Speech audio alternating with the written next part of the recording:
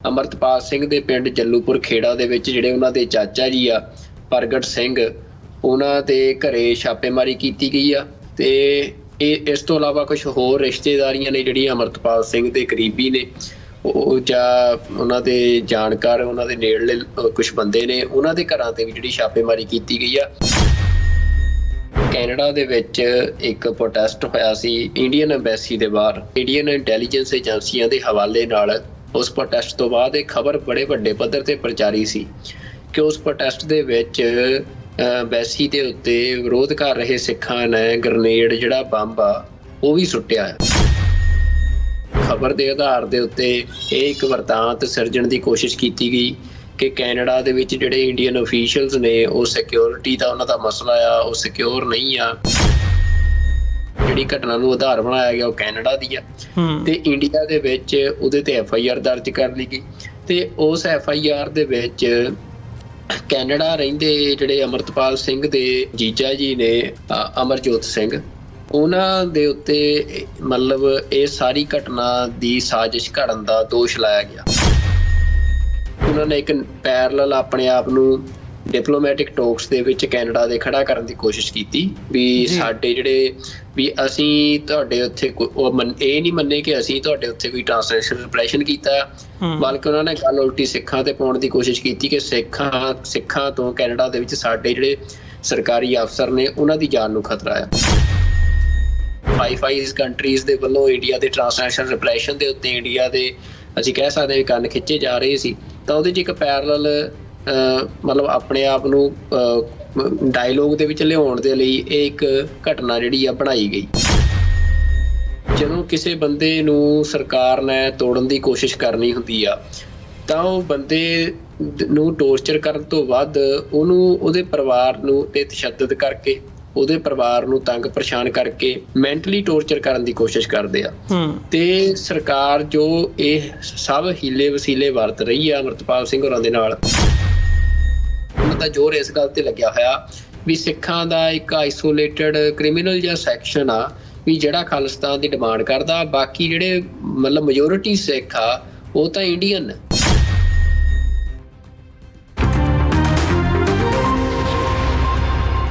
ਵਾਹਿਗੁਰੂ ਜੀ ਕਾ ਖਾਲਸਾ, ਵਾਹਿਗੁਰੂ ਜੀ ਕੀ ਫਤਿਹ। TV84 ਦੇ ਸਾਰੇ ਦਰਸ਼ਕ ਤੇ ਸਰੋਤੇ ਜਿਹੜੇ ਇਸ ਵਕਤ ਸਾਡੇ ਨਾਲ ਨਾਰਥ ਅਮਰੀਕਾ ਦੇ ਵਿੱਚੋਂ ਜੁੜੇ ਹੋਏ ਆ ਜਾਂ ਫਿਰ ਸੋਸ਼ਲ ਮੀਡੀਆ ਤੇ ਸਾਨੂੰ ਦੁਨੀਆ ਭਰ ਦੇ ਵਿੱਚ ਦੇਖ ਰਹੇ ਆ, ਮੈਂ ਅਮਰਵੀਰ ਸਿੰਘ TV84 ਦੇ ਸੱਚੋ ਸੱਚ ਪ੍ਰੋਗਰਾਮ ਦੇ ਵਿੱਚ ਆਪ ਸਭ ਦਾ ਤਹਿ ਦਿਲੋਂ ਸਵਾਗਤ ਕਰਦਾ।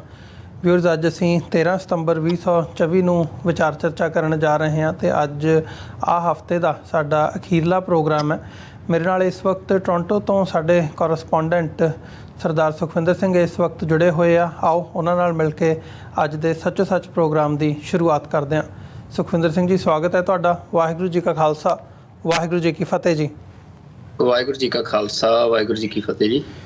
ਸੁਖਵਿੰਦਰ ਸਿੰਘ ਜੀ, ਗੱਲ ਕਰੀਏ ਅੱਜ ਮਤਲਬ ਜਿਹੜੀਆਂ ਅਹਿਮ ਖਬਰਾਂ ਨੇ, ਥੋੜ੍ਹਾ ਜਿਹਾ ਪੰਜਾਬ ਦੇ ਹਵਾਲੇ ਨਾਲ ਵੀ ਕੁਝ ਡਿਵੈਲਪਮੈਂਟਸ ਹੈਗੀਆਂ ਨੇ, ਜਾਂ ਜਦੋਂ ਅਸੀਂ ਦੇਖਦੇ ਹਾਂ ਸਿੱਖ ਹਲਕਿਆਂ ਦੇ ਵਿੱਚ ਜਾਂ ਸਿੱਖ ਸਟਰਗਲ ਦਾ 1984 ਤੋਂ ਬਾਅਦ ਜਿਹੜੀ ਪ੍ਰੋਪਰ ਤਰੀਕੇ ਦੇ ਨਾਲ ਖਾਲਿਸਤਾਨ ਸਟਰਗਲ ਸ਼ੁਰੂ ਹੋਈ ਹੈ, ਉਸ ਹਵਾਲੇ ਨਾਲ ਵੀ ਡਿਵੈਲਪਮੈਂਟਸ ਹੈਗੀਆਂ ਨੇ ਜਿਹਦੇ 'ਤੇ ਅਸੀਂ ਵਿਚਾਰ ਚਰਚਾ ਕਰਨ ਜਾ ਰਹੇ ਹਾਂ। ਪਹਿਲੇ ਸੈਗਮੈਂਟ ਦੇ ਵਿੱਚ ਹੀ ਅਸੀਂ ਇਹ ਖਬਰ ਉਹ ਕਰ ਰਹੇ ਹਾਂ ਕਿ ਅੱਜ ਸ਼ੁੱਕਰਵਾਰ ਦਾ ਦਿਨ ਹੈ ਤੇ ਉੱਥੇ ਹਾਲਾਂਕਿ ਇਸ ਵਕਤ ਸ਼ਨੀਵਾਰ ਦੀ ਸਵੇਰ ਹੋ ਰਹੀ ਹੈ, ਪਰ ਸ਼ੁੱਕਰਵਾਰ ਦੀ ਸਵੇਰ ਨੂੰ ਪੰਜਾਬ ਦੇ ਵਿੱਚ ਵੱਖ-ਵੱਖ 13 ਥਾਵਾਂ ਦੇ ਵਿੱਚ 13 ਥਾਵਾਂ ਦੇ ਉੱਤੇ NIA ਵੱਲੋਂ ਰੇਡਸ ਕੀਤੀਆਂ ਗਈਆਂ ਨੇ ਤੇ ਉਹ ਰੇਡਸ ਦਾ ਜਿਹੜਾ ਮੁੱਢ ਹੈ, ਆਧਾਰ ਹੈ, ਉਹ ਉਹਨਾਂ ਨੇ ਇਸ ਗੱਲ ਨੂੰ ਬਣਾਇਆ ਆ ਕਿ ਬੀਤੇ ਵਰ੍ਹੇ ਦੇ ਵਿੱਚ 2023 ਦੇ ਵਿੱਚ ਕੈਨੇਡਾ ਦੀ ਜਿਹੜੀ ਕੈਪੀਟਲ ਹੈ ਓਟਵਾ ਦੇ ਵਿੱਚ, ਉੱਥੇ ਸਥਿਤ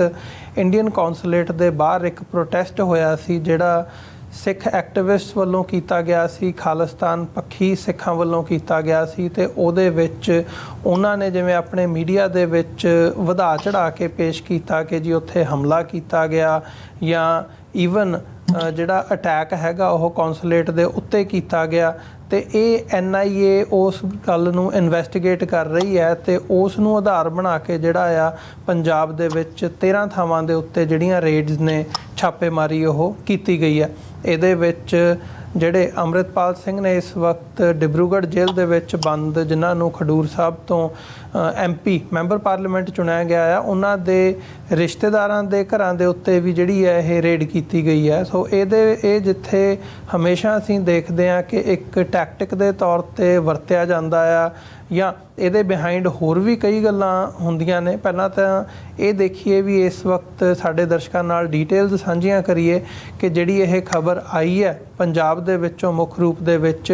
ਹੈ ਕੀ ਹੈ, ਇਹਦੀ ਡਿਟੇਲ ਦੇ ਵਿੱਚ ਐਗਜ਼ੈਕਟਲੀ ਹੋਇਆ ਕੀ ਹੈ, ਫਿਰ ਇਹਦੇ ਵੱਖ-ਵੱਖ ਪਹਿਲੂਆਂ 'ਤੇ ਵੀ ਗੱਲ ਕਰਦੇ ਹਾਂ। ਬਿਲਕੁਲ ਜੀ, ਜਿਹੜੀ ਇਹ ਰੇਡ ਆ ਅਮਰਵੀਰ ਸਿੰਘ ਦੀ ਜਿਹੜੀ ਅੱਜ ਮਾਰੀ ਗਈ ਹੈ, ਜੇ ਪਹਿਲਾਂ ਉਹਦੇ ਜਿਹੜੀ ਫੈਕਚੁਅਲ ਇਨਫੋਰਮੇਸ਼ਨ ਆ ਉਹਦੇ ਵੱਲ ਅਸੀਂ ਜਾਈਏ ਤਾਂ ਇਹ ਕੈਨੇਡਾ ਦੇ ਵਿੱਚ ਤੁਹਾਨੂੰ ਯਾਦ ਹੋਣਾ ਇੱਕ ਪ੍ਰੋਟੈਸਟ ਹੋਇਆ ਸੀ ਤੇ ਉਹ ਇੰਡੀਅਨ ਐਮਬੈਸੀ ਦੇ ਬਾਹਰ, ਤੇ ਉਸ ਪ੍ਰੋਟੈਸਟ ਦੇ ਵਿੱਚ ਵਿਰੋਧ ਹੋਇਆ ਸੀ ਤੇ ਭਾਈ ਹਰਦੀਪ ਸਿੰਘ ਨਿੱਜਰ ਦੇ ਜਿਹੜੀ ਸ਼ਹਾਦਤ ਤੋਂ ਬਾਅਦ ਦੀ ਇਹ ਗੱਲ ਆ ਜੀ। ਤੇ ਇੰਡੀਅਨ ਜਿਹੜਾ ਮੀਡੀਆ ਆ ਉਹਨੇ ਇੰਡੀਅਨ ਇੰਟੈਲੀਜੈਂਸ ਏਜੰਸੀਆਂ ਦੇ ਹਵਾਲੇ ਨਾਲ ਉਸ ਪ੍ਰੋਟੈਸਟ ਤੋਂ ਬਾਅਦ ਇਹ ਖਬਰ ਬੜੇ ਵੱਡੇ ਪੱਧਰ ਤੇ ਪ੍ਰਚਾਰੀ ਸੀ ਕਿ ਉਸ ਪ੍ਰੋਟੈਸਟ ਦੇ ਵਿੱਚ ਐਮਬੈਸੀ ਦੇ ਉੱਤੇ ਵਿਰੋਧ ਕਰ ਰਹੇ ਸਿੱਖਾਂ ਨੇ ਗ੍ਰਨੇਡ ਜਿਹੜਾ ਬੰਬ ਆ ਉਹ ਵੀ ਸੁੱਟਿਆ ਵੀ ਉਹਦੇ ਨਾਲ ਇੱਕ ਵਾਇਲੈਂਟ ਅਟੈਕ ਜਿਹੜਾ ਆ ਕੀਤਾ ਗਿਆ। ਤੇ ਫਿਰ ਉਸ ਖਬਰ ਦੇ ਆਧਾਰ ਦੇ ਉੱਤੇ ਇਹ ਇੱਕ ਵਰਤਾਂਤ ਸਿਰਜਣ ਦੀ ਕੋਸ਼ਿਸ਼ ਕੀਤੀ ਗਈ ਕਿ ਕੈਨੇਡਾ ਦੇ ਵਿੱਚ ਜਿਹੜੇ ਇੰਡੀਅਨ ਅਫੀਸ਼ੀਅਲਸ ਨੇ ਉਹ ਸਿਕਿਉਰਿਟੀ ਦਾ ਉਹਨਾਂ ਦਾ ਮਸਲਾ ਆ, ਉਹ ਸਿਕਿਉਰ ਨਹੀਂ ਆ, ਜਾਂ ਇਹ ਸਾਰੀਆਂ ਗੱਲਾਂ ਚਲਾਈਆਂ ਗਈਆਂ। ਤੇ ਉਹ ਘਟਨਾ ਨੂੰ ਲੈ ਕੇ ਇੱਕ FIR ਜਿਹੜੀ ਆ ਉਹ ਦਰਜ ਕੀਤੀ ਗਈ ਸੀ ਇੰਡੀਆ ਦੇ ਵਿੱਚ। ਘਟਨਾ ਹਾਲਾਂਕਿ ਜਿਹੜੀ ਘਟਨਾ ਨੂੰ ਆਧਾਰ ਬਣਾਇਆ ਗਿਆ ਉਹ ਕੈਨੇਡਾ ਦੀ ਆ ਤੇ ਇੰਡੀਆ ਦੇ ਵਿੱਚ ਉਹਦੇ ਤੇ FIR ਦਰਜ ਕਰ ਲਈ ਗਈ। ਤੇ ਉਸ FIR ਦੇ ਵਿੱਚ ਕੈਨੇਡਾ ਰਹਿੰਦੇ ਜਿਹੜੇ ਅੰਮ੍ਰਿਤਪਾਲ ਸਿੰਘ ਦੇ ਮਤਲਬ ਜੀਜਾ ਜੀ ਨੇ ਉਹਨਾਂ ਦਾ ਨਾਂ ਸ਼ਾਇਦ ਅਮਰਜੋਤ ਸਿੰਘ ਆ, ਜਿੱਥੋਂ ਤੱਕ ਮੇਰੀ ਜਾਣਕਾਰੀ ਆ, ਅਮਰਜੋਤ ਸਿੰਘ, ਉਹਨਾਂ ਦੇ ਉੱਤੇ ਮਤਲਬ ਇਹ ਸਾਰੀ ਘਟਨਾ ਦੀ ਸਾਜ਼ਿਸ਼ ਘੜਨ ਦਾ ਦੋਸ਼ ਲਾਇਆ ਗਿਆ। ਇਹ ਸਾਰਾ ਜਿਹੜਾ ਵਿਰੋਧ ਪ੍ਰਦਰਸ਼ਨ ਜਾਂ ਇਹ ਸਾਰਾ ਇੱਕ ਵਰਤਾਂਤ ਸਿਰਜਿਆ ਇਹ ਵਾਇਲੈਂਟ ਅਟੈਕ ਦਾ। ਤੇ ਉਸ ਮਾਮਲੇ ਦੇ ਵਿੱਚ ਹੁਣ ਅੱਜ ਜਿਹੜੀ NIA ਨੇ ਰੇਡ ਕੀਤੀ ਆ ਉਸ ਮਾਮਲੇ ਨੂੰ ਆਧਾਰ ਬਣਾ ਕੇ ਕੀਤੀ ਗਈ ਆ, ਜਿਹਦੇ ਵਿੱਚ ਜਿਹੜੇ ਅਮਰਜੋਤ ਸਿੰਘ ਨੇ ਜੋ ਕੈਨੇਡਾ ਰਹਿੰਦੇ ਆ ਉਹਨਾਂ ਦੇ ਜਿਹੜਾ ਜੱਦੀ ਪਿੰਡ ਆ ਬਤਾਲਾ, ਜਿੱਥੇ ਉਹਨਾਂ ਦਾ ਆਪਣਾ ਜੱਦੀ ਘਰ ਆ, ਉੱਥੇ ਵੀ ਛਾਪੇਮਾਰੀ ਕੀਤੀ ਗਈ ਆ। ਤੇ ਇਸ ਤੋਂ ਇਲਾਵਾ ਅਮਰਤਪਾਲ ਸਿੰਘ ਦੇ ਪਿੰਡ ਜੱਲੂਪੁਰ ਖੇੜਾ ਦੇ ਵਿੱਚ ਜਿਹੜੇ ਉਹਨਾਂ ਦੇ ਚਾਚਾ ਜੀ ਆ ਪ੍ਰਗਟ ਸਿੰਘ, ਉਹਨਾਂ ਦੇ ਘਰੇ ਛਾਪੇਮਾਰੀ ਕੀਤੀ ਗਈ ਆ। ਤੇ ਇਸ ਤੋਂ ਇਲਾਵਾ ਕੁਝ ਹੋਰ ਰਿਸ਼ਤੇਦਾਰੀਆਂ ਨੇ ਜਿਹੜੀਆਂ ਅਮਰਤਪਾਲ ਸਿੰਘ ਦੇ ਕਰੀਬੀ ਨੇ ਉਹ ਜਾਂ ਉਹਨਾਂ ਦੇ ਜਾਣਕਾਰ, ਉਹਨਾਂ ਦੇ ਨੇੜਲੇ ਕੁਝ ਬੰਦੇ ਨੇ, ਉਹਨਾਂ ਦੇ ਘਰਾਂ ਤੇ ਵੀ ਜਿਹੜੀ ਛਾਪੇਮਾਰੀ ਕੀਤੀ ਗਈ ਆ, ਜਿਹਦੇ ਬਾਰੇ ਹਜੇ ਪੂਰੀ ਜਾਣਕਾਰੀ ਹੌਲੀ ਹੌਲੀ ਨਿਕਲ ਕੇ ਸਾਹਮਣੇ ਆਵੇਗੀ ਕਿ ਕਿਸ ਥਾਂ ਤੇ ਛਾਪੇਮਾਰੀ ਹੋਈ ਆ। ਪਰ ਆ ਕੁਝ ਜਿਹੜੇ ਥਾਵਾਂ ਨੇ ਜਿਨ੍ਹਾਂ ਬਾਰੇ ਜਿਹੜੀ ਜਾਣਕਾਰੀ ਆ ਉਹ ਮੀਡੀਆ ਦੇ ਰਾਹੀਂ ਵੀ ਵੈਸੇ ਵੀ ਜਿਹੜੇ ਸਿੱਖ ਸਰਕਲ ਆ ਉਹਨਾਂ ਦੇ ਵਿੱਚ ਪਹੁੰਚ ਚੁੱਕੀ ਆ। ਤੇ ਜਿਹੜੀ ਸਾਰੀ ਛਾਪੇਮਾਰੀ ਆ ਇਹਦੇ ਵਿੱਚ ਜਿੱਥੇ ਜਿਹੜਾ ਇਹਨਾਂ ਘਰਾਂ ਦੇ ਵਿੱਚ ਕੋਈ ਜਿਹੜੀਆਂ ਪੈਨ ਡਰਾਈਵਸ ਜਾਂ ਇਲੈਕਟ੍ਰੋਨਿਕ ਡਿਵਾਈਸਿਸ ਸੀ ਉਹ ਜ਼ਬਤ ਕੀਤੀਆਂ ਗਈਆਂ ਤੇ CCTV ਕੈਮਰਿਆਂ ਦੀ ਫੁਟੇਜ ਜਿਹੜੀ ਆ ਉਹ ਜ਼ਬਤ ਕੀਤੀ ਗਈ ਆ। ਤੇ ਇਸ ਤੋਂ ਇਲਾਵਾ ਜਿਹੜੇ ਉਹਨਾਂ ਦੇ ਚਾਚਾ ਪ੍ਰਗਟ ਸਿੰਘ ਸੀ ਉਹਨਾਂ ਦੇ ਘਰੋਂ ਜਿਹੜੇ ਉਹਨਾਂ ਦੇ ਮਤਲਬ ਅਮਰਤਪਾਲ ਸਿੰਘ ਦੇ ਚਾਚੀ ਜੀ ਬਾਰੇ ਕਿਹਾ ਜਾ ਰਿਹਾ ਕਿ ਉਹਨਾਂ ਨੂੰ ਬਿਆਸ ਥਾਣੇ ਦੇ ਵਿੱਚ ਲਿਜਾ ਕੇ ਤੇ ਕਈ ਘੰਟੇ ਜਿਹੜੀ ਆ ਉੱਥੇ ਪੁੱਛਗਿੱਛ ਕੀਤੀ ਗਈ ਆ ਜੀ। ਤਾਂ ਇਹ ਸਾਰਾ ਜਿਹੜਾ ਸਿਨੈਰੀਓ ਅੱਜ ਜਿਵੇਂ NIA ਨੇ ਇੱਕੋ ਦਮ ਰੇਡ ਕੀਤੀ ਆ ਪੰਜਾਬ ਦੇ ਵਿੱਚ ਤੇ ਅਮਰਤਪਾਲ ਸਿੰਘ ਜਿਹੜੇ ਕਿ ਇਲੈਕਟਡ ਮੈਂਬਰ ਪਾਰਲੀਮੈਂਟ ਨੇ, ਜੇ ਮਤਲਬ ਵੱਡੇ ਪੱਧਰ ਤੇ ਪੰਜਾਬ ਦੇ ਵਿੱਚ ਸਭ ਤੋਂ ਵੱਧ ਵੋਟਾਂ ਲੈ ਕੇ ਉਹ MP ਬਣੇ ਆ, ਤੇ ਉਸ ਤੋਂ ਮਤਲਬ ਉਸ ਦੇ ਬਾਵਜੂਦ ਉਹਨਾਂ ਨੂੰ ਜੇਲ੍ਹ ਦੇ ਵਿੱਚ ਰੱਖਿਆ ਗਿਆ। ਤੇ ਹੁਣ ਜਿਹੜਾ ਉਹਨਾਂ ਦਾ ਪਰਿਵਾਰ ਆ ਪਿੱਛੇ ਉਹਨੂੰ ਲਗਾਤਾਰ ਤੰਗ ਪਰੇਸ਼ਾਨ ਕੀਤਾ ਜਾ ਰਿਹਾ। ਪਰ ਅਮਰਵੀਰ ਸਿੰਘ ਜੀ ਇਹਦੇ ਵਿੱਚ ਸਭ ਤੋਂ ਵੱਡੀ ਗੱਲ ਉਹ ਇਹ ਸਮਝਣ ਦੀ ਆ ਕਿ ਜਿਹੜਾ ਇਹ ਕੇਸ ਆ ਉਹਦੀ ਬੁਨਿਆਦ ਕੀ ਆ ਜੀ। ਤਾਂ ਇਹ ਕੇਸ ਜਿਵੇਂ ਮੈਂ ਤੁਹਾਨੂੰ ਦੱਸਿਆ ਕਿ ਕੈਨੇਡਾ ਦੇ ਵਿੱਚ ਜਦੋਂ ਭਾਈ ਹਰਦੀਪ ਸਿੰਘ ਨਿੱਜਰ ਹੋਰਾਂ ਦੀ ਸ਼ਹਾਦਤ ਤੋਂ ਬਾਅਦ ਕੈਨੇਡੀਅਨ ਪ੍ਰਾਈਮ ਮਿਨਿਸਟਰ ਨੇ ਇਹ ਗੱਲ ਦੁਨੀਆ ਦੇ ਸਾਹਮਣੇ ਨਸ਼ਰ ਕਰ ਦਿੱਤੀ ਕਿ ਕਿਵੇਂ ਜਿਹੜਾ ਇੰਡੀਅਨ ਗਵਰਨਮੈਂਟ ਆ ਉਹ ਸਿੱਖ ਐਕਟਿਵਿਸਟਾਂ ਨੂੰ ਕਤਲ ਕਰਨ ਦੀਆਂ ਸਾਜ਼ਿਸ਼ਾਂ ਬਣਾ ਰਹੀ ਆ ਜਾਂ ਕਤਲ ਕਰ ਰਹੀ ਆ ਤੇ ਕਿਵੇਂ ਉਹ ਟ੍ਰਾਂਸਨੈਸ਼ਨਲ ਰਿਪਰੈਸ਼ਨ ਕਰ ਰਹੇ ਆ। ਤੇ ਉਹ ਤੋਂ ਬਾਅਦ ਫਿਰ ਲਗਾਤਾਰ ਇੰਡੀਅਨ ਗਵਰਨਮੈਂਟ ਨੇ ਆਪਣੇ ਪ੍ਰੋਪੇਗੈਂਡਾ ਮਸ਼ੀਨਰੀ ਨੂੰ ਕੰਮ ਤੇ ਲਾਇਆ ਤੇ ਇਸ ਤਰੀਕੇ ਦੀਆਂ ਘਟਨਾਵਾਂ ਜਾਂ ਇਸ ਤਰੀਕੇ ਦੇ ਵਰਤਾਂਤ ਸਿਰਜਣ ਦੀ ਕੋਸ਼ਿਸ਼ ਕੀਤੀ, ਜਿਹਦੇ 'ਚ ਉਹਨਾਂ ਨੇ ਇੱਕ ਪੈਰਲਲ ਆਪਣੇ ਆਪ ਨੂੰ ਡਿਪਲੋਮੈਟਿਕ ਟੋਕਸ ਦੇ ਵਿੱਚ ਕੈਨੇਡਾ ਦੇ ਖੜਾ ਕਰਨ ਦੀ ਕੋਸ਼ਿਸ਼ ਕੀਤੀ ਵੀ ਸਾਡੇ ਜਿਹੜੇ ਵੀ ਅਸੀਂ ਤੁਹਾਡੇ ਉੱਥੇ ਇਹ ਨਹੀਂ ਮੰਨੇ ਕਿ ਅਸੀਂ ਤੁਹਾਡੇ ਉੱਥੇ ਕੋਈ ਟ੍ਰਾਂਸਲੇਸ਼ਨ ਰਿਪਰੈਸ਼ਨ ਕੀਤਾ, ਬਲਕਿ ਉਹਨਾਂ ਨੇ ਗੱਲ ਉਲਟੀ ਸਿੱਖਾਂ ਤੇ ਪਾਉਣ ਦੀ ਕੋਸ਼ਿਸ਼ ਕੀਤੀ ਕਿ ਸਿੱਖਾਂ ਤੋਂ ਕੈਨੇਡਾ ਦੇ ਵਿੱਚ ਸਾਡੇ ਜਿਹੜੇ ਸਰਕਾਰੀ ਅਫਸਰ ਨੇ ਉਹਨਾਂ ਦੀ ਜਾਨ ਨੂੰ ਖਤਰਾ ਆ ਜੀ। ਤਾਂ ਇਹ ਜਿਹੜਾ ਉਹਦੇ ਲਈ ਇੱਕ ਝੂਠੀ ਘਟਨਾ ਨੂੰ ਉਦਾਹਰ ਬਣਾਇਆ ਗਿਆ ਕਿ ਸਿੱਖ ਵਿਰੋਧ ਜ਼ਰੂਰ ਕਰਨ ਪਹੁੰਚੇ ਸੀ ਉੱਥੇ ਐਮਬੈਸੀ ਦੇ ਬਾਹਰ, ਪਰ ਇਹ ਘਟਨਾ ਨੂੰ ਉਦਾਹਰ ਬਣਾਇਆ ਗਿਆ ਕਿ ਉੱਥੇ ਬੰਬ ਸੁੱਟਿਆ ਗਿਆ ਜਾਂ ਉੱਥੇ ਗ੍ਰਨੇਡ ਸੁੱਟ ਕੇ ਵਾਇਲੈਂਸ ਕਰਨ ਦੀ ਕੋਸ਼ਿਸ਼ ਕੀਤੀ ਗਈ, ਜਾਂ ਇਸ ਤਰ੍ਹਾਂ ਦਾ ਕੁਝ ਵੀ ਨਹੀਂ ਸੀ। ਕਿਉਂਕਿ ਜਿਹੜਾ ਕੈਨੇਡਾ ਦੀ ਜਿਹੜੇ ਪੁਲਿਸ ਅਫੀਸ਼ੀਅਲਸ ਆ ਜਾਂ ਕੈਨੇਡਾ ਦੀਆਂ ਏਜੰਸੀਆਂ ਨੇ, ਉਹਨਾਂ ਦੇ ਇੱਥੇ ਕੋਈ ਵੀ ਇਸ ਤਰ੍ਹਾਂ ਦੀ ਜਿਹੜੀ ਘਟਨਾ ਆ ਉਹਦੇ ਬਾਰੇ ਕੋਈ ਰਿਪੋਰਟ ਦਰਜ ਨਹੀਂ ਹੋਈ। ਤੇ ਜਦੋਂ ਇਹ ਖਬਰਾਂ ਪ੍ਰਕਾਸ਼ਿਤ ਹੋਈਆਂ ਸੀ ਇੰਡੀਅਨ ਮੀਡੀਆ ਦੇ ਵਿੱਚ, ਉਦੋਂ ਹੀ ਜਿਹੜਾ ਵਰਲਡ ਸਿੱਖ ਆਰਗੇਨਾਈਜੇਸ਼ਨ ਆ ਉਹਨਾਂ ਦੇ ਵੱਲੋਂ ਇੱਕ ਸਟੇਟਮੈਂਟ ਜਾਰੀ ਕੀਤੀ ਗਈ ਸੀ। ਤਾਂ ਉਸ ਸਟੇਟਮੈਂਟ ਦੇ ਵਿੱਚ ਉਹਨਾਂ ਨੇ ਸਪਸ਼ਟ ਕੀਤਾ ਸੀ ਵੀ ਇਹਨਾਂ ਖਬਰਾਂ ਬਾਰੇ ਗੱਲ ਸਾਂਝੀ ਕਰਦੇ ਆ ਵੀ ਜੋ ਇੰਡੀਅਨ ਮੀਡੀਆ ਇੰਡੀਅਨ ਏਜੰਸੀਆਂ ਦੇ ਹਵਾਲੇ ਨਾਲ ਪ੍ਰਚਾਰ ਰਿਹਾ ਆ ਜੀ। ਤਾਂ ਉਹਨਾਂ ਨੇ ਸਟੇਟਮੈਂਟ 'ਚ ਕਿਹਾ ਸੀ ਕਿ sources within the Ottawa police confirm that while a protest did take place at the Indian High Commission on March 23 there were no reports of violence, ਕਿ ਕੋਈ ਵੀ ਜਿਹੜੀਆਂ ਵਾਇਲੈਂਸ ਦੀਆਂ ਰਿਪੋਰਟ ਜਾਂ ਕੋਈ ਇਸ ਤਰੀਕੇ ਦੀ ਵਾਇਲੈਂਸ ਦੀ ਘਟਨਾ ਉਸ ਪ੍ਰੋਟੈਸਟ ਦੇ ਵਿੱਚ ਨਹੀਂ ਸੀ ਹੋਈ, ਕਿ ਓਟਵਾ ਪੁਲਿਸ ਨੇ ਕੋਈ ਵੀ ਵਾਇਲੈਂਸ ਦੀ ਘਟਨਾ ਦਰਜ ਨਹੀਂ ਸੀ ਕੀਤੀ। ਪਰ ਇੰਡੀਅਨ ਜਿਹੜਾ ਏਜੰਸੀਆਂ ਨੇ ਉਹਨਾਂ ਦੇ ਹਵਾਲੇ ਨਾਲ ਇੰਡੀਅਨ ਮੀਡੀਆ ਨੇ ਇੱਕ ਝੂਠ ਨੂੰ ਸੱਚ ਬਣਾ ਕੇ ਦੁਨੀਆ ਅੱਗੇ ਪਰੋਸਿਆ, ਤੇ ਉਸ ਝੂਠ ਦੇ ਆਧਾਰ ਤੇ ਫਿਰ FIR ਦਰਜ ਕੀਤੀ ਗਈ। ਤੇ ਹੁਣ ਉਸ ਝੂਠੀ FIR ਦੇ ਆਧਾਰ ਤੇ ਜਿਹੜਾ ਅਮਰਤਪਾਲ ਸਿੰਘ ਦਾ ਪਰਿਵਾਰ ਆ ਉਹਨਾਂ ਨੂੰ ਤੰਗ ਪਰੇਸ਼ਾਨ ਕਰਨ ਦੀਆਂ ਕੋਸ਼ਿਸ਼ਾਂ ਜਿਹੜੀਆਂ ਆ ਉਹ ਕੀਤੀਆਂ ਜਾ ਰਹੀਆਂ ਜੀ। ਤਾਂ ਜੋ ਵੀ ਹੈ ਇਹ ਸਾਰਾ ਕੁਝ, ਤਾਂ ਉਹਦੀ ਜਿਹੜੀ ਬੁਨਿਆਦ ਆ ਉਹੀ ਝੂਠ ਆ। ਤਾਂ ਉਹਦੇ 'ਚ ਅਮਰਵੀਰ ਸਿੰਘ ਜੀ ਗੱਲ ਸਪਸ਼ਟ ਆ ਕਿ ਇਹ ਪਹਿਲੀ ਵਾਰ ਨਹੀਂ, ਪੰਜਾਬ ਦੇ ਵਿੱਚ ਇਹ ਇੰਡੀਆ ਦਾ ਆਪਣਾ ਡਾਟਾ ਆ ਕਿ UAPA ਟਾਡਾ ਵਰਗੇ ਜਿਹੜੇ ਕਾਨੂੰਨ ਨੇ ਜਿਨ੍ਹਾਂ ਦੇ ਵਿੱਚ ਬੰਦੇ ਦੀ ਕੋਈ ਸੁਣਵਾਈ ਨਹੀਂ ਹੁੰਦੀ, ਉਹਨੂੰ ਇੱਕ ਵਾਰ ਤੁਸੀਂ ਸ਼ੱਕ ਦੇ ਆਧਾਰ ਤੇ ਜਾਂ ਇਹੋ ਜਿਹੀ ਕੋਈ ਝੂਠੀ ਕਹਾਣੀ ਦੇ ਆਧਾਰ ਤੇ ਜੇਲ੍ਹ 'ਚ ਸੁੱਟ ਦਿੰਦੇ ਹੋ, ਤੇ ਫਿਰ ਉਹ ਲੰਮਾ ਸਮਾਂ ਜਿਹੜਾ ਆ ਜੇਲ੍ਹ 'ਚ ਬਿਤਾਉਣ ਤੋਂ ਬਾਅਦ ਕਿਉਂਕਿ ਤੁਹਾਡੇ ਕੋਲ ਸਬੂਤ ਨਹੀਂ ਹੁੰਦਾ, ਕਿਉਂਕਿ ਉਹਨਾਂ ਕੇਸਾਂ ਦੇ ਵਿੱਚ ਕੋਈ ਬੁਨਿਆਦ ਨਹੀਂ ਹੁੰਦੀ, ਤਾਂ ਉਹ ਲੰਮਾ ਸਮਾਂ ਅਦਾਲਤਾਂ ਦੇ ਵਿੱਚ ਕੇਸ ਚੱਲਣ ਤੋਂ ਬਾਅਦ ਸਰਕਾਰ ਉਹ ਕੇਸ ਜਿਹੜੇ ਆ ਉਹ ਸਾਬਤ ਨਹੀਂ ਕਰ ਪਾਉਂਦੀ। ਪਰ ਉਹ ਇੰਨਾ ਲੰਮਾ ਸਮਾਂ ਕੇਸ ਚੱਲਦੇ ਰਹਿੰਦੇ ਆ ਵੀ ਉਹਦੇ 'ਚ ਜਿਹੜੇ ਬੰਦੇ ਨੂੰ ਜੇਲ੍ਹ 'ਚ ਸੁੱਟਿਆ ਹੁੰਦਾ ਉਹਦੀ ਅੱਧੀ ਉਮਰ ਲੰਘ ਜਾਂਦੀ ਆ। ਵੀ ਇਹ ਭਾਰਤ ਦੇ ਵਿੱਚ ਜਿਹੜੇ ਕਾਲੇ ਕਾਨੂੰਨਾਂ ਦਾ ਮਤਲਬ ਅਸੀਂ ਦੇਖਿਆ ਵੀ ਜਿਵੇਂ ਵਰਤੋਂ ਕੀਤੀ ਜਾਂਦੀ ਆ, ਤੇ ਉਹ ਇਹ ਸੇਮ ਉਸੇ ਤਰ੍ਹਾਂ ਦਾ ਆ, ਕਿਉਂਕਿ ਸਿੱਖ ਭਾਰਤ ਦੇ ਵਿੱਚ ਗੁਲਾਮ ਆ। ਭਾਵੇਂ ਸਿੱਖ ਕਿਸੇ ਬੰਦੇ ਨੂੰ ਆਪਣਾ MP ਇਲੈਕਟ ਕਰ ਲੈਣ, ਭਾਵੇਂ ਉਹਨੂੰ ਵੱਡੀ ਗਿਣਤੀ 'ਚ ਵੋਟਾਂ ਪਾ ਕੇ ਆਪਣੀ ਜਿਹੜੀ ਪੋਲੀਟੀਕਲ ਐਸਪੀਰੇਸ਼ਨ ਆ ਉਹ ਦੁਨੀਆ ਨੂੰ ਦੱਸਣ, ਪਰ ਕਿਉਂਕਿ ਸਿੱਖ ਗੁਲਾਮ ਨੇ ਤਾਂ ਇਹ ਭਾਰਤ ਸਰਕਾਰ ਜਿਹੜੀ ਆ ਇਹ ਉਹਦੀ ਮਰਜ਼ੀ ਆ ਵੀ ਉਹਨੇ ਬੰਦੇ ਨੂੰ ਸਿੱਖ ਨੂੰ ਚੁੱਕ ਕੇ ਜੇਲ੍ਹ 'ਚ ਸੁੱਟਣਾ ਆ, ਝੂਠੇ ਕੇਸ ਬਣਾ ਕੇ ਉਹਨਾਂ ਦੇ ਪਰਿਵਾਰਾਂ ਨੂੰ ਤੰਗ ਪਰੇਸ਼ਾਨ ਕਰਨਾ ਆ ਜੀ। ਵੀ ਉੱਥੇ ਸਿੱਖਾਂ ਦੇ ਮਾਮਲੇ ਦੇ ਵਿੱਚ ਜਿਹੜਾ ਇੱਕ ਤੁਸੀਂ ਕਹਿ ਸਕਦੇ ਹੋ ਕਿ ਜਸਟਿਸ ਹੁੰਦਾ ਆ ਜਾਂ ਇਨਸਾਫ ਦੀ ਗੱਲ ਹੁੰਦੀ ਆ, ਉਹ ਕਿਤੇ ਵੀ ਸਾਨੂੰ ਗਰਾਊਂਡ ਦੇ ਉੱਤੇ ਵਾਪਰਦੀ ਨਜ਼ਰ ਨਹੀਂ ਆਉਂਦੀ। ਤੇ ਇਹ ਜਿਹੜੀ ਅੱਜ ਦੀਆਂ ਰੇਟਸ ਨੇ ਸਾਰੀਆਂ ਇਹਨਾਂ ਦੇ ਵਿੱਚ ਜਿਹੜਾ ਕੇਸ ਆ ਉਹੀ ਬਿਲਕੁਲ ਬੇਬੁਨਿਆਦ ਆ, ਬਿਲਕੁਲ ਇੱਕ ਝੂਠਾ ਕੇਸ ਆ ਜਿਹਨੂੰ ਉਤਾਰ ਬਣਾ ਕੇ ਸਿਰਫ ਤੰਗ ਪਰੇਸ਼ਾਨ ਕਰਨ ਦੇ ਲਈ ਇਹ ਰੇਡਾਂ ਮਾਰੀਆਂ ਜਾ ਰਹੀਆਂ ਜੀ। ਨਹੀਂ, ਇਹ ਇੱਥੇ ਦੇਖਣ ਵਾਲੀ ਗੱਲ ਹੈਗੀ ਹੈ ਜਾਂ ਸਮਝਣ ਵਾਲੀ ਗੱਲ ਹੈ, ਇੱਥੇ ਇੰਪੋਰਟੈਂਟ ਗੱਲ ਹੈ ਇਸ ਵਕਤ। ਜਿਵੇਂ ਤੁਸੀਂ ਓਟਵਾ ਦੇ ਜਿਹੜੇ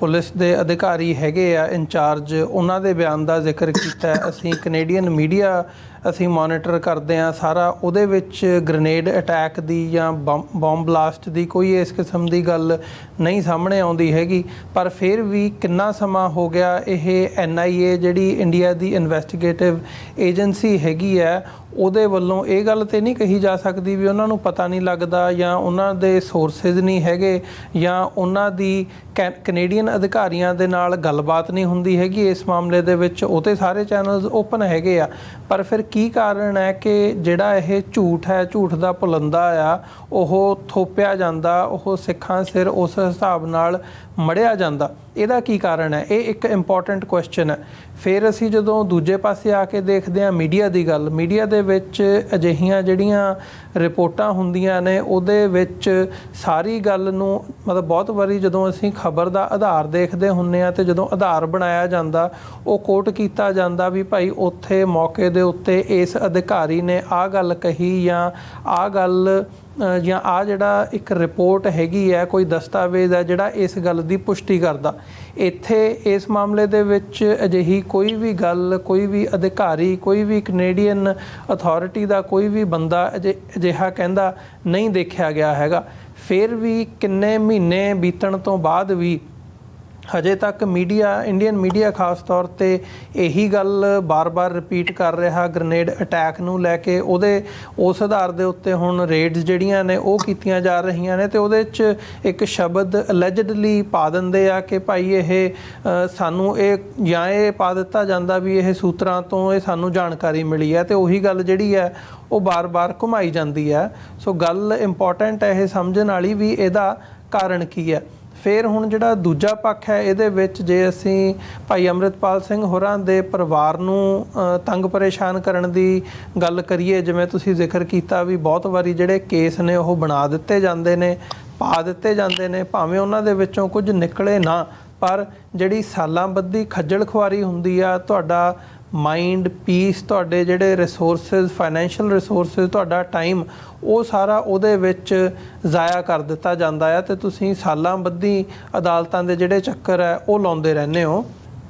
ਹੁਣ ਇਸ ਮਾਮਲੇ ਦੇ ਵਿੱਚ ਕੀ ਸਮਝਿਆ ਜਾਵੇ, ਜਿੱਥੇ ਇੱਕ ਪਾਸੇ ਅੰਮ੍ਰਿਤਪਾਲ ਸਿੰਘ ਹੋਰਾਂ ਦੀ ਜਿੱਤ ਹੁੰਦੀ ਹੈ ਮੈਂਬਰ ਪਾਰਲੀਮੈਂਟ ਵਜੋਂ ਖਡੂਰ ਸਾਹਿਬ ਕੌਂਸਟੀਚੁਐਂਸੀ ਦੇ ਵਿੱਚੋਂ, ਤੇ ਉੱਥੇ ਮਤਲਬ ਦੋ ਅਜਿਹੇ ਬੰਦਿਆਂ ਦਾ ਜਦੋਂ ਅਸੀਂ ਜ਼ਿਕਰ ਕਰਦੇ ਹਾਂ, ਅੰਮ੍ਰਿਤਪਾਲ ਸਿੰਘ ਹੋਣ ਤੇ ਇੰਜੀਨੀਅਰ ਜਦੋਂ ਅਸੀਂ ਰਸ਼ੀਦ ਦੀ ਗੱਲ ਕਰਦੇ ਹਾਂ, ਉਹ ਕਸ਼ਮੀਰ ਦੇ ਵਿੱਚੋਂ ਜੇਤੂ ਹੁੰਦੇ ਆ ਤੇ ਉਹਨਾਂ ਨੂੰ ਦਿੱਲੀ ਦੇ ਵਿੱਚ ਰੱਖਿਆ ਗਿਆ ਸੀਗਾ। ਮਤਲਬ ਉਹਨਾਂ ਦੀ ਵੀ ਹੁਣ ਜਿਹੜੀ ਹੈ ਅਸੀਂ 2 ਦਿਨ ਪਹਿਲਾਂ ਦੇਖਦੇ ਹਾਂ ਪ੍ਰੈਸ ਕਾਨਫਰੰਸ ਸਾਹਮਣੇ ਆਉਂਦੀ ਹੈ ਤੇ ਉਹ ਜਿਹੜਾ ਮਾਮਲਾ ਵੀ ਹੁਣ ਅੰਮ੍ਰਿਤਪਾਲ ਸਿੰਘ ਹੋਰਾਂ ਦੀ ਰਿਲੀਜ਼ ਇੱਕ ਪਾਸੇ ਹੋਣ ਦੀ ਜਿਹੜੀ ਚਾਰਾਜੋਈ ਹੈ ਉਹ ਪਰਿਵਾਰ ਵੱਲੋਂ ਕੀਤੀ ਜਾ ਰਹੀ ਹੈ ਤੇ ਦੂਜੇ ਪਾਸੇ ਉਹਨਾਂ ਨੂੰ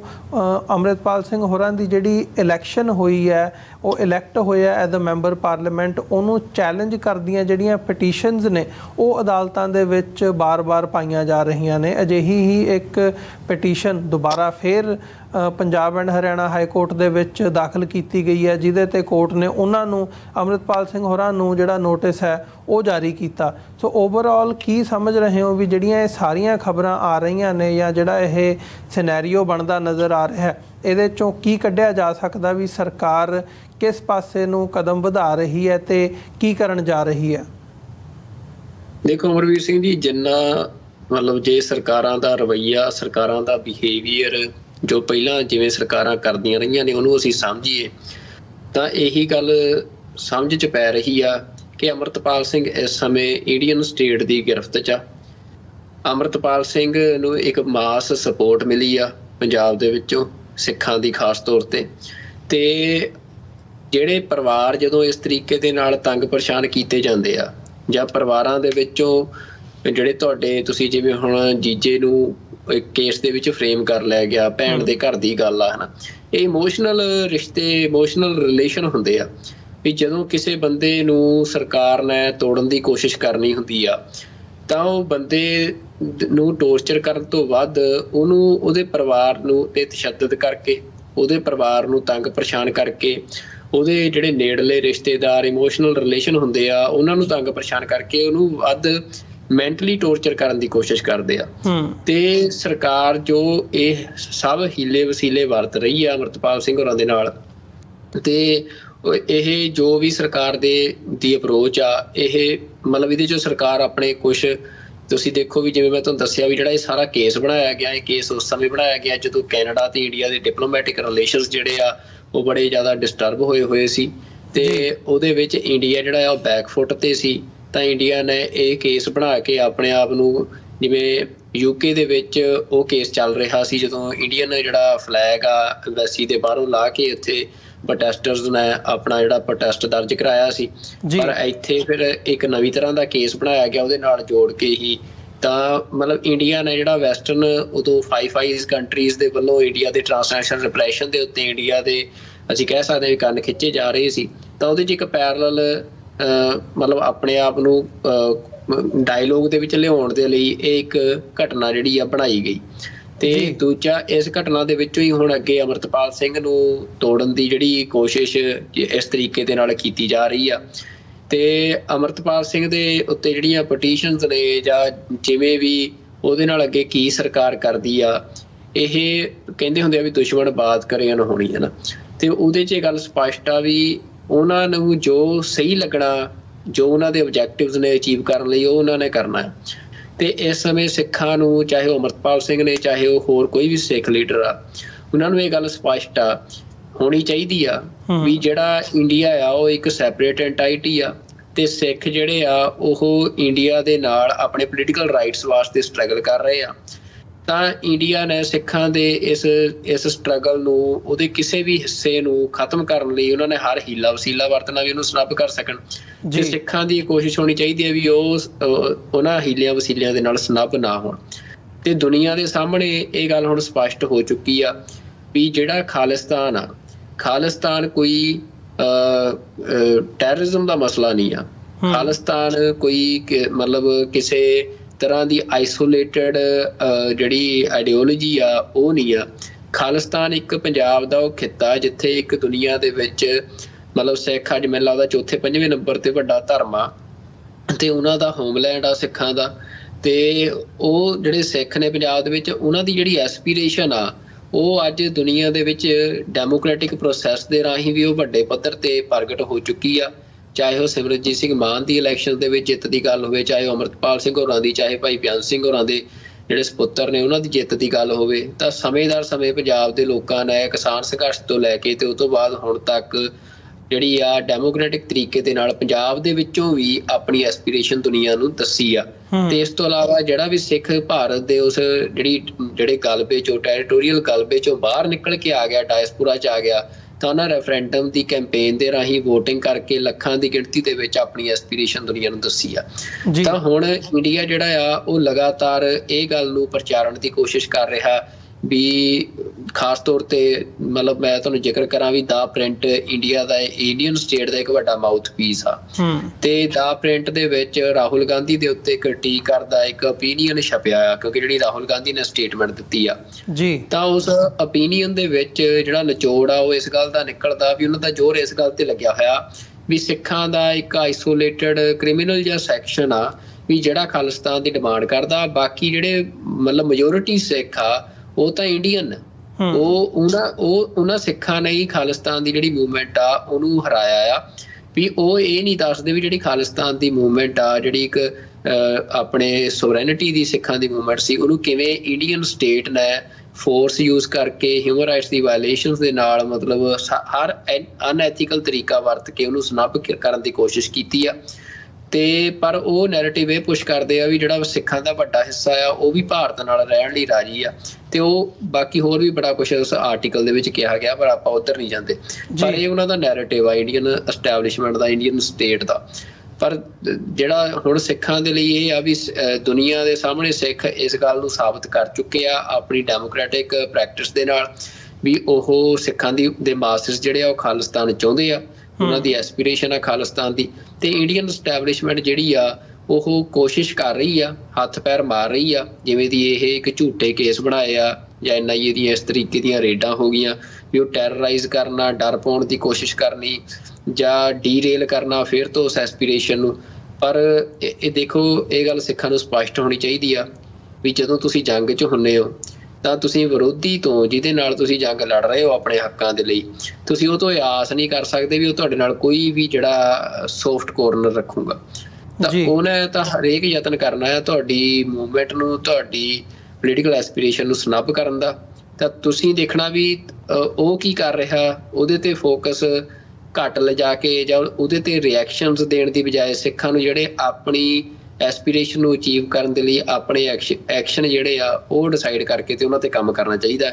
ਇਹੋ ਜਿਹੇ ਜਿਹੜੇ ਕੇਸ ਨੇ ਉਹ ਤੁਸੀਂ ਉਹਨਾਂ ਦੇ ਤਰਕ ਲੱਭਣ ਦੀ ਕੋਸ਼ਿਸ਼ ਕਰੋਗੇ ਜਾਂ ਉਹਨਾਂ ਦੇ ਲੌਜਿਕ ਲੱਭਣ ਦੀ ਕੋਸ਼ਿਸ਼ ਕਰੋਗੇ ਤਾਂ ਉਹ ਉਹਨਾਂ ਦੇ ਪਿੱਛੇ ਕੋਈ ਲੌਜਿਕ ਜਾਂ ਕੋਈ ਤਰਕ ਹੈ ਹੀ ਨਹੀਂ। ਉਹ ਸਿਰਫ ਤੇ ਸਿਰਫ ਇੱਕ ਉਹਨਾਂ ਦੇ ਹੱਥ 'ਚ ਕਿਉਂਕਿ ਪਾਵਰ ਆ, ਉਹ ਰੂਲਰ ਨੇ ਇਸ ਟਾਈਮ ਉਸ ਟੈਰੀਟਰੀ ਤੇ, ਤਾਂ ਕਰਕੇ ਉਹ ਮਤਲਬ ਕਾਨੂੰਨ ਉਹਨਾਂ ਦੇ, ਅਦਾਲਤਾਂ ਉਹਨਾਂ ਦੀਆਂ ਆ, ਪੁਲਿਸ ਉਹਨਾਂ ਦੀ ਆ, ਸਾਰਾ ਸਟੇਟ ਜੁਡੀਸ਼ਰੀ ਐਗਜ਼ੀਕਿਊਟਿਵ ਸਾਰਾ ਕੁਛ ਉਹਨਾਂ ਦਾ, ਤਾਂ ਉੱਥੇ ਸਿੱਖਾਂ ਦੀ ਸੁਣਵਾਈ ਜਿਹੜੀ ਆ ਉਸ ਸਿਸਟਮ ਦੇ ਵਿਦਨ ਨਹੀਂ ਹੋ ਸਕਦੀ ਆ। ਤਾਂ ਸਿੱਖਾਂ ਨੂੰ ਇਹੀ ਗੱਲ ਆ ਵੀ ਇੱਕ ਬਾਗੀ ਵਾਂਗ ਹੀ ਉਸ ਧਰਤੀ ਦੇ ਉੱਤੇ ਵਿਚਰਨਾ ਪੈਣਾ ਹੈ। ਜੀ ਸੁਖਵਿੰਦਰ ਸਿੰਘ ਜੀ, ਇਸ ਸਾਰੀ ਡਿਵੈਲਪਮੈਂਟ ਨੂੰ ਕੈਨੇਡੀਅਨ ਪਰਸਪੈਕਟਿਵ ਤੋਂ ਵੀ ਦੇਖੀਏ, ਕਿਉਂਕਿ ਜਦੋਂ ਤੋਂ ਜਿਵੇਂ ਤੁਸੀਂ ਵੀ ਜ਼ਿਕਰ ਕੀਤਾ ਆ ਵੀ ਪ੍ਰਧਾਨ ਮੰਤਰੀ ਜਸਟਿਨ ਟਰੂਡੋ ਨੇ ਪਾਰਲੀਮੈਂਟ ਦੇ ਵਿੱਚ ਖਲੋ ਕੇ ਹਾਊਸ ਆਫ ਕਾਮਨਸ ਦੇ ਵਿੱਚ ਇਹ ਗੱਲ ਕਹੀ ਕਿ ਭਾਈ ਜਿਹੜਾ ਇਹ ਸਾਰਾ ਪਾਰਟ ਹੈ, ਜਿਹੜਾ ਇਹ ਟਰਾਂਸਨੈਸ਼ਨਲ ਰਿਪਰੈਸ਼ਨ ਹੈ, ਹਰਦੀਪ ਸਿੰਘ ਨਿੱਜਰ ਦੀ ਸ਼ਹਾਦਤ ਹੈ, ਇਹਦੇ ਲਈ ਭਾਰਤ ਜਿਹੜਾ ਹੈਗਾ ਉਹ ਜ਼ਿੰਮੇਵਾਰ ਹੈ। ਇਸ ਤੋਂ ਬਾਅਦ ਮਤਲਬ ਬਲੇਮ ਗੇਮ ਦੀ ਜਿਹੜੀ ਸਿਆਸਤ ਹੈਗੀ ਹੈ ਉਹ ਬੜੇ ਵੱਡੇ ਲੈਵਲ ਦੇ ਉੱਤੇ ਚੱਲੀ ਹੈ। ਭਾਰਤ ਵੱਲੋਂ ਕਈ ਕਿਸਮ ਦੇ ਦਾਅਵੇ ਜਿਹੜੇ ਨੇ ਉਹ ਕੀਤੇ ਗਏ ਨੇ, ਅਤੇ ਹੁਣ ਵੀ ਅਤੇ ਇਹਦੇ ਤੋਂ ਪਹਿਲਾਂ ਵੀ ਇਹ ਹਮੇਸ਼ਾ ਹੁੰਦਾ, ਸਰਕਾਰਾਂ ਦੇ ਕੰਮ ਕਰਨ ਦਾ ਪੈਟਰਨ ਹੁੰਦਾ। ਇੰਟਰਨਲ ਜਦੋਂ ਇਹਨਾਂ ਦੀਆਂ ਮੀਟਿੰਗਸ ਹੁੰਦੀਆਂ ਨੇ, ਹਮਰੁਤਬ ਜਿਹੜੇ ਹੁੰਦੇ ਨੇ ਆਪਸ ਦੇ ਵਿੱਚ, ਉਹ ਪ੍ਰਧਾਨ ਮੰਤਰੀ ਦੇ ਲੈਵਲ 'ਤੇ ਹੋਵੇ, ਉਹ ਤੋਂ ਬਾਅਦ ਨੈਸ਼ਨਲ ਸਿਕਿਉਰਿਟੀ ਐਡਵਾਈਜ਼ਰ ਦੇ ਲੈਵਲ 'ਤੇ ਹੋਵੇ, ਉਹ ਤੋਂ ਬਾਅਦ ਜਿਹੜੀਆਂ ਏਜੰਸੀਜ਼ ਹੁੰਦੀਆਂ ਨੇ, ਸਿਕਿਉਰਿਟੀ ਏਜੰਸੀਜ਼ ਮੁਲਕਾਂ ਦੀਆਂ, ਉਹ ਆਪਣੇ ਲੈਵਲ ਦੇ ਉੱਤੇ ਇਨ ਟੱਚ ਰਹਿੰਦੀਆਂ ਨੇ। ਇੱਕ ਦੂਜੇ ਨੂੰ ਜਿਹੜੇ ਡੋਜ਼ੀਅਰ ਹੈਗੇ ਨੇ ਉਹ ਦਿੱਤੇ ਜਾਂਦੇ ਨੇ। ਸੋ ਸਿੱਖਾਂ ਦੇ ਹਵਾਲੇ ਨਾਲ ਵੀ ਬੀਤੇ ਸਮੇਂ ਦੇ ਵਿੱਚ ਜਿਹੜੇ ਇਸ ਕਿਸਮ ਦੀਆਂ ਕਾਰਵਾਈਆਂ ਦੇ ਡੋਜ਼ੀਅਰ ਹੈਗੇ ਆ ਉਹ ਦਿੱਤੇ ਜਾਂਦੇ ਰਹੇ ਆ, ਅਤੇ ਉਹਨਾਂ ਦਾ ਆਧਾਰ ਵੀ ਜਿਵੇਂ ਇਸ ਮਾਮਲੇ ਦੇ ਵਿੱਚ NIA ਦੀ ਰੇਡਸ ਨੂੰ ਬਣਾਇਆ ਗਿਆ ਆ, ਕੈਨੇਡਾ ਦੇ ਵਿੱਚ ਇਹ ਓਟਵਾ ਦੇ ਵਿੱਚ ਹੋਈ ਘਟਨਾ ਨੂੰ ਆਧਾਰ, ਉਹਨਾਂ ਘਟਨਾਵਾਂ ਦਾ ਵੀ ਆਧਾਰ ਬਹੁਤ ਵਾਰੀ ਇਸ ਕਿਸਮ ਦਾ ਹੀ ਹੁੰਦਾ, ਜਿਹੜਾ ਕਿ ਅਸੀਂ ਕਹਿ ਸਕਦੇ ਹਾਂ, ਜਿਹਦੇ ਲਈ ਕੈਨੇਡਾ ਵੀ ਹੁਣ ਇਹ ਗੱਲ ਕਹਿਣ 'ਤੇ ਮਜਬੂਰ ਹੋਇਆ ਕਿ ਉਹਨਾਂ ਦੇ ਵਿੱਚ ਜਿਹੜੀ ਡੀਟੇਲਡ ਪ੍ਰੂਫ ਹੁੰਦੇ ਆ ਉਹਨਾਂ ਦੀ ਹਮੇਸ਼ਾ ਘਾਟ ਹੁੰਦੀ ਹੈ। ਸੋ ਜਿਹੜੀਆਂ ਕੈਨੇਡਾ ਦੇ ਵਿੱਚ ਖਾਸ ਤੌਰ 'ਤੇ ਪੋਲੀਟੀਕਲ ਲੌਬੀ ਹੈਗੀ ਹੈ, ਸਾਰੀ ਜਿਹੜੀ ਪੋਲੀਟੀਕਲ ਕਲਾਸ ਹੈ, ਉਹ ਇਹਨਾਂ ਡਿਵੈਲਪਮੈਂਟਸ ਨੂੰ ਕਿਵੇਂ ਦੇਖ ਰਹੀ ਹੈ? ਜਿਵੇਂ ਉਹ ਪਹਿਲਾਂ ਭਾਰਤ ਦੇ ਨਾਲ ਡੀਲ ਕਰਦੇ ਸੀ, ਖਾਸ ਤੌਰ 'ਤੇ ਅੱਜ ਤੋਂ ਕੁਝ ਸਾਲ ਪਹਿਲਾਂ ਤੱਕ, ਅਤੇ ਹੁਣ ਉਹ ਕਿਵੇਂ ਡੀਲ ਕਰ ਰਹੇ ਆ? ਉਹਦੇ ਵਿੱਚ ਕੀ ਸ਼ਿਫਟ ਆਇਆ ਆ? ਉਹ ਇੰਡੀਆ ਦੇ ਕਲੇਮਸ ਨੂੰ ਕਿਵੇਂ ਦੇਖ ਰਹੇ ਆ? ਇਹ ਇੱਕ ਇੰਪੋਰਟੈਂਟ ਨਜ਼ਰੀਆ ਦੇਖਣ ਦੇ ਲਈ, ਸਮਝਣ ਦੇ ਲਈ ਕਿ ਕੈਨੇਡਾ ਇਸ ਵਕਤ ਕਿਸ ਪੋਜੀਸ਼ਨ ਦੇ ਉੱਤੇ ਖੜਾ ਆ। ਕੈਨੇਡਾ ਦੀ ਸਰਕਾਰ, ਦੋਵੇਂ ਪਾਰਟੀਆਂ ਲਿਬਰਲ ਹੋਣ ਜਾਂ ਕੰਜ਼ਰਵੇਟਿਵ ਹੋਣ, ਹੁਣ ਇਹ ਦਾਅਵਿਆਂ ਨੂੰ ਉਹ ਕਿਵੇਂ ਦੇਖ ਰਹੇ ਆ? ਕਿਉਂਕਿ ਇੱਥੇ ਇਹ ਵੀ ਗੱਲ ਦੇਖਣ ਵਾਲੀ ਹੈ ਵੀ ਕੈਨੇਡਾ ਦੇ ਵਿੱਚ ਵੀ ਹੁਣ ਜਦੋਂ ਅਸੀਂ ਸਿੱਖਾਂ ਦੀ ਖਾਲਿਸਤਾਨ ਦੀ ਸਟਰਗਲ ਦੀ ਗੱਲ ਕਰਦੇ ਹਾਂ, ਹੁਣ 1984 ਨੂੰ ਜੈਨੋਸਾਈਡ ਵਜੋਂ ਰੈਕਗਨਾਈਜ਼ ਕਰਨ ਦਾ ਜਿਹੜਾ ਮਾਮਲਾ ਹੈਗਾ ਉਹ ਵੀ ਵੱਡੇ ਪੱਧਰ 'ਤੇ ਵਿਚਾਰਿਆ ਜਾ ਰਿਹਾ ਹੈ। ਪਹਿਲਾਂ ਓਨਟਾਰੀਓ ਦੇ ਵਿੱਚ ਪ੍ਰੋਵਿੰਸ਼ੀਅਲ ਅਸੈਂਬਲੀ ਵੱਲੋਂ ਇਹ ਮਤਾ ਪਾਸ ਕਰ ਦਿੱਤਾ ਗਿਆ ਆ ਆਲਰੇਡੀ, ਅਤੇ ਹੁਣ ਗੱਲ ਜਿਹੜੀ ਆ ਉਹ ਫੈਡਰਲ ਲੈਵਲ ਦੇ ਉੱਤੇ ਮਤਾ ਲਿਆਉਣ ਦੀ ਚੱਲ ਰਹੀ ਹੈ। ਫਿਰ ਜਿਹੜਾ ਅਜਿਹਾ ਹੀ ਇੱਕ ਵੱਡਾ ਕਾਰਵਾਈ 1985 ਦੇ ਵਿੱਚ ਕੀਤੀ ਗਈ ਸੀਗੀ, ਜਿਹਨੂੰ ਅਸੀਂ ਕਨਿਸ਼ਕਾ ਬੌਂਬਿੰਗ ਦੇ ਨਾਂ ਨਾਲ ਜਾਣਦੇ ਹਾਂ, ਉਸ ਸਾਰੇ ਪਾਰਟ ਨੂੰ ਮੁੱਖ ਰੱਖਦਿਆਂ ਹੋਇਆਂ ਜਿਹੜੀ ਖਾਲਿਸਤਾਨ ਦੀ ਸਾਰੀ ਸਟਰਗਲ ਸੀ ਉਹਨੂੰ ਟੈਰਰਿਜ਼ਮ ਦੇ ਨਾਲ ਲਿੰਕ ਕੀਤਾ ਗਿਆ। ਕਿਵੇਂ ਲਿੰਕ ਕੀਤਾ ਗਿਆ ਉਹ ਇੱਕ ਵੱਖਰਾ ਚੈਪਟਰ ਹੈ, ਪਰ ਹੁਣ ਇੱਕ ਪਟੀਸ਼ਨ ਜਿਹੜੀ ਹੈਗੀ ਆ ਉਦੋਂ ਬ੍ਰਿਟਿਸ਼ ਕੋਲੰਬੀਆ ਦੇ ਵਿੱਚੋਂ, ਉਹ ਵੀ ਇੱਕ ਮੈਂਬਰ ਪਾਰਲੀਮੈਂਟ ਵੱਲੋਂ ਜਿਹੜੀ ਹੈ ਪਾਈ ਗਈ ਹੈ ਕਿ ਭਾਈ ਜਿਹੜੀ ਏਅਰ ਇੰਡੀਆ ਦੀ ਬੌਂਬਿੰਗ ਦੀ ਕਾਰਵਾਈ, ਉਸ ਸਾਰੇ ਮਾਮਲੇ ਨੂੰ ਰੀਵਿਜ਼ਿਟ ਕੀਤਾ ਜਾਵੇ, ਉਹਨੂੰ ਰੀਇਨਵੈਸਟੀਗੇਟ ਕੀਤਾ ਜਾਵੇ, ਤਾਂ ਕਿ ਉਸ ਪਿਛਲਾ ਜਿਹੜਾ ਸੱਚ ਹੈ ਉਹ ਸਾਹਮਣੇ ਆ ਸਕੇ। ਸੋ ਕਈ ਇਸ ਕਿਸਮ ਦੀਆਂ ਡਿਵੈਲਪਮੈਂਟਸ ਕੈਨੇਡਾ ਦੀ ਧਰਤੀ ਦੇ ਉੱਤੇ ਹੋ ਰਹੀਆਂ ਨੇ, ਜਿਹਦੇ 'ਤੇ ਇਹ ਦੇਖਣਾ ਜਾਂ ਸਮਝਣਾ ਬਣਦਾ ਵੀ ਕੈਨੇਡਾ ਦੀ ਜਿਹੜੀ ਪੋਲੀਟੀਕਲ ਕਲਾਸ ਹੈ ਉਹ ਇੰਡੀਆ ਨੂੰ ਕਿਵੇਂ ਦੇਖ ਰਹੀ ਹੈ, ਉਹਨਾਂ ਦੇ ਦਾਅਵਿਆਂ ਨੂੰ ਕਿਵੇਂ ਦੇਖ ਰਹੀ ਹੈ, ਅਤੇ ਸਿੱਖਾਂ ਪ੍ਰਤੀ ਉਹਨਾਂ ਦਾ ਸਟੈਂਡ ਇਸ ਵਕਤ ਕੀ ਨਜ਼ਰ ਆ ਰਿਹਾ ਹੈ। ਦੇਖੋ, ਜਿਹੜਾ ਇੰਡੀਆ ਦੀ ਜਿਵੇਂ ਤੁਸੀਂ ਜ਼ਿਕਰ ਵੀ ਕੀਤਾ ਵੀ ਜਿਹੜਾ ਖਾਸ ਤੌਰ 'ਤੇ ਕੈਨੇਡਾ ਇਕੱਲਾ ਨਹੀਂ, ਜਿਹੜਾ ਫਾਈਵ ਆਈਜ਼ ਸਾਰਾ ਇੰਟੈਲੀਜੈਂਸ ਸੈਟਅਪ ਗਰੁੱਪ ਆ ਇਹਨਾਂ ਵੱਡੀਆਂ ਤਾਕਤਾਂ ਦਾ, ਉਹਨਾਂ ਦੇ ਵਿੱਚ ਜਿਹੜਾ ਇੰਡੀਆ ਦੀ ਸਾਰੀ ਸਾਖ ਆ ਉਹ ਇਸ ਫੈਕਟਰ ਤੋਂ ਵੀ ਜਦੋਂ ਇੰਡੀਆ ਕਿਸੇ ਨੂੰ ਤੇ ਦੋਸ਼ ਲਾਉਂਦਾ ਆ ਵੀ ਇਹ ਬੰਦਾ ਜਿਹੜਾ ਆ ਇਹ ਕੋਈ ਕ੍ਰਿਮੀਨਲ ਐਕਟੀਵਿਟੀ ਦੇ ਵਿੱਚ ਇਨਵੋਲਡ ਆ ਜਾਂ ਇੰਡਲਜ ਆ, ਖਾਸ ਤੌਰ 'ਤੇ ਜਿਵੇਂ ਜਿਹੜੀਆਂ ਮਾਈਨੋਰਿਟੀ ਕਮਿਊਨਿਟੀਜ਼ ਨੇ ਉਹਨਾਂ ਦੇ ਐਕਟੀਵਿਸਟਾਂ ਦੇ ਉੱਤੇ, ਤਾਂ ਉਹਨਾਂ ਨੇ ਜਿਵੇਂ ਸਪਸ਼ਟ ਕੀਤਾ ਕਿ ਉਹਦੇ 'ਚ ਕੋਈ ਤੱਤ ਨਹੀਂ ਹੁੰਦੇ, ਕੋਈ ਪ੍ਰੂਫ ਨਹੀਂ ਹੁੰਦਾ ਜਿਹੜੇ ਉਹ ਡੋਜ਼ ਸਾਨੂੰ ਦਿੰਦੇ ਆ। ਤੇ ਉਸ ਤੋਂ ਇਲਾਵਾ ਮਤਲਬ ਇੱਕ ਤਾਂ ਇਹ ਗੱਲ ਆ, ਦੂਜੀ ਇਹ ਆ ਵੀ ਇੰਡੀਆ ਦਾ ਜਿਹੜਾ ਆਪਣਾ ਟਰੈਕ ਰਿਕਾਰਡ ਆ ਇੱਥੋਂ ਦੇ ਬਲੈਕ ਲੋਜ਼ ਦਾ, ਉਹਦੇ ਵਿੱਚ ਜਿਹੜੀ ਮਤਲਬ ਜਿਹੜਾ ਉਹਨਾਂ ਦਾ ਸਾਰੇ ਕੇਸਿਸ ਦਾ UAPA ਦੇ ਕੇਸਿਸ ਹੋਣ ਜਾਂ ਟਾਟਾ ਦੇ ਕੇਸਿਸ ਹੋਣ, ਜਿਹੜਾ ਉਹਦਾ ਸਕਸੈਸ ਰੇਟ ਆ ਵੀ ਜਦੋਂ ਬੰਦੇ ਨੂੰ ਤੁਸੀਂ ਕਿਸੇ ਨੂੰ ਨਾਮਜ਼ਦ ਕਰ ਦਿੰਦੇ ਹੋ ਕੇਸ 'ਚ, ਤੇ ਅਖੀਰ ਤੱਕ ਕੇਸ ਦੇ ਜਾਣ ਤੱਕ ਵੀ ਕਿੰਨੇ % ਬੰਦੇ ਜਿਹੜੇ ਆ ਉਹ ਦੋਸ਼ੀ ਸਾਬਤ ਹੁੰਦੇ ਆ ਜਾਂ ਕਿੰਨੇ % ਬੰਦੇ ਆ ਬੇਗੁਨਾਹ ਸਾਬਤ ਹੋ ਕੇ ਰਿਹਾ ਹੁੰਦੇ ਆ, ਤਾਂ ਉਹਦੇ 'ਚ more than I think Jaspal Singh Manjhpur ਨੇ ਇੱਕ ਰਿਪੋਰਟ ਵੀ ਜਨਤਕ ਕੀਤੀ ਸੀ, ਮੈਨੂੰ ਪਰਫੈਕਟ ਨੰਬਰ ਤਾਂ ਨਹੀਂ ਯਾਦ ਹੈਗੇ,